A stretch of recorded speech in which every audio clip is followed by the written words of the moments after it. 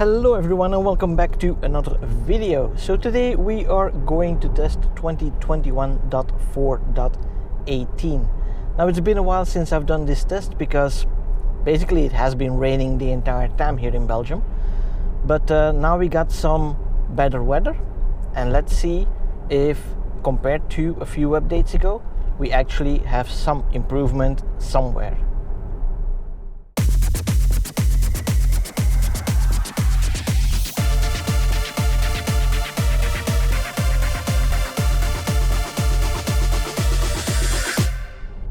Now here we have the first test point, which is the downhill section on this bridge where the middle lane marking disappears.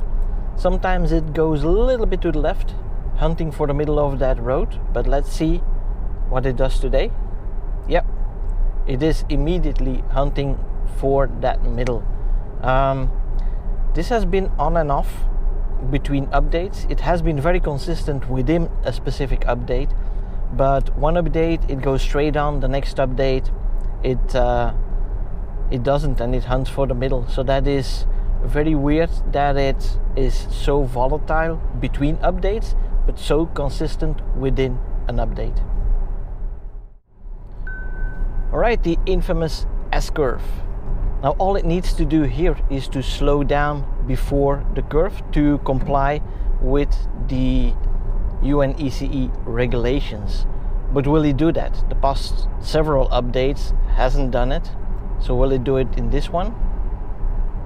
It's not slowing down. Yes, it is. A little bit, but then accelerates again.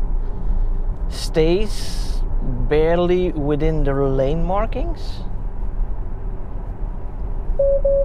Beeping again for the limitation of auto steer due to the lateral G-forces. But yeah, this seems to be better. Now I do need to test this again because I have a faint suspicion that it was braking for those cyclists. So let's try that again.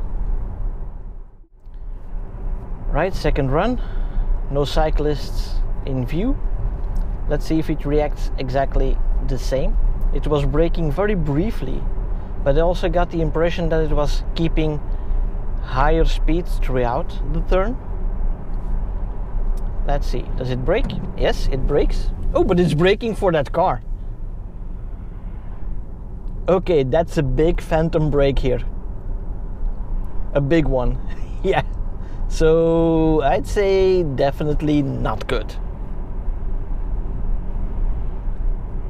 It's going well through these turns though. But again, the steering is too lazy. It should keep more to the center of the road. Again, it is braking for those parked cars. So parked cars a little bit too close to the side. Phantom braking is the result. Now let's see how it reacts when merging onto the highway. Will it slow down as usual here? No, this is a lot better. It used to slow down for entering the highway, but now it's a lot better. Merging is also going well. Will it continue to blink? No. That's a good one. Now finally this has been resolved where it does not blink to get you into the middle lane even though you're already on the highway. So we have some improvement at least. Now for this first double exit test point, I've slowed down a little bit to leave some gap between me and the truck in front so it can take it at full speed. So let's increase back to 120. Let's see how smooth this goes.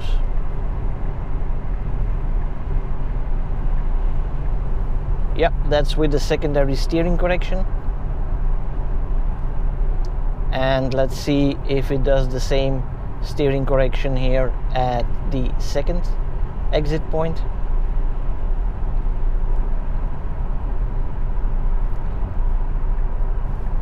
Okay, going to the side.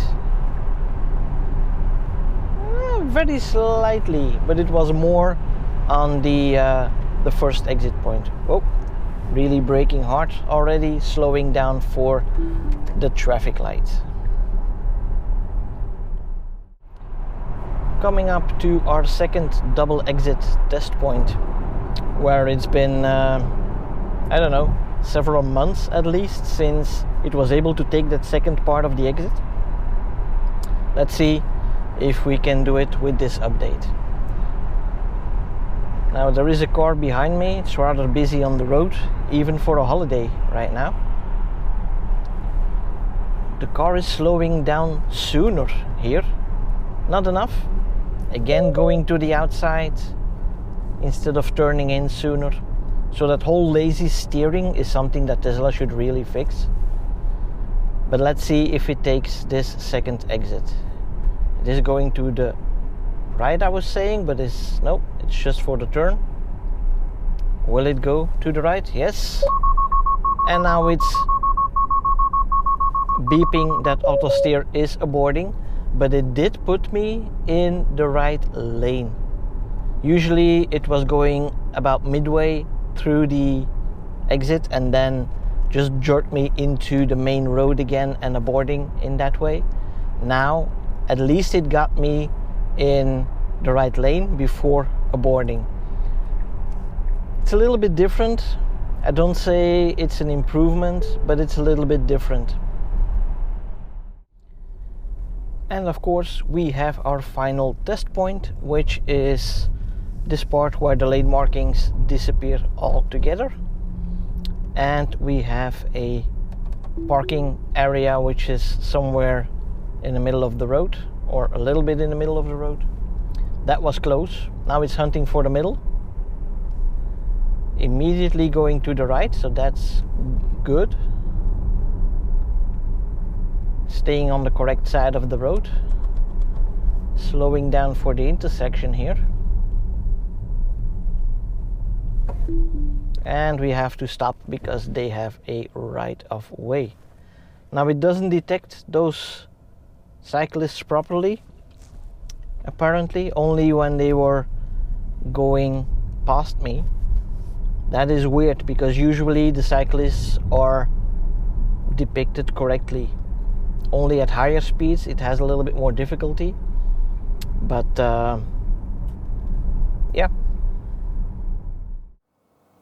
Alright, time for another conclusion. And even though it has been raining cats and dogs in these past few weeks, I haven't encountered any in real life, so I have not yet been able to test that. And yes, walking on hand and feet doesn't work for detecting that. I've tried that as well, as have many before, but it just says, hey, you're a human. But anyway, phantom braking, we need to talk about that. I never really had problems with phantom braking. It was just very occasionally. Some people have said, well, if you drive under a bridge it brakes hard on the highway, or if you encounter a shadow it brakes hard.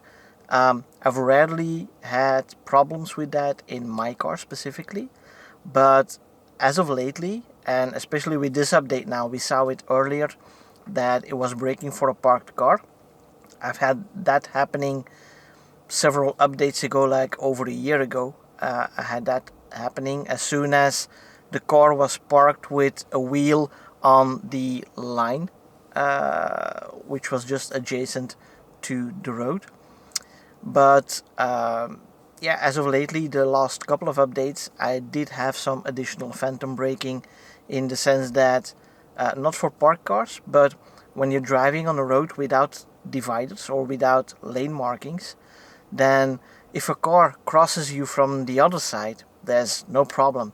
But as soon as it's a little bit bigger, like a car with a trailer or a van or a truck, right? As soon as the truck, car, van passes, then the car would brake really hard. Not up front. It's not like it's detecting a collision and wants to brake for that. It's when it passes you. And if there's a lane marking in between, there's no problem. Even with the same distance between the car and the truck, for example. So that is really weird behavior, and yeah, something that definitely needs to be fixed also. But besides that, we have some improvement on this update, and that is the fact that when you go onto the highway, then it actually does not blink anymore to get you into the middle lane, even though you're already on the highway. It was never about going into the faster lane. It was always the message that I needed to move over to the next lane to follow the route. And that's just not true, because all 3 lanes are going in that same direction. So yeah, there you have it. A very short update. Some good, some bad. But yeah, it keeps changing. What worries me a little bit is that we are still on 21.4 in terms of updates. So there is no major update being done anymore. And I think it will be this way, with very small improvements, with bug fixes, all the way until we get the FSD beta. Because yeah, basically the 2021 is the year. The .4 after that is the week of the build. So this is still a build from January, that, or the main build from January, that they are only doing bug fixes on.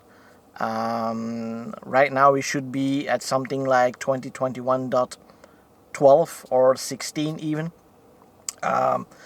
So yeah, that's, I don't know why, but they are sticking with that thing. I think it is because they just focus on FSD beta in the US, and here in Europe and basically the rest of the world, we don't get any new features anymore, only slight bug fixes.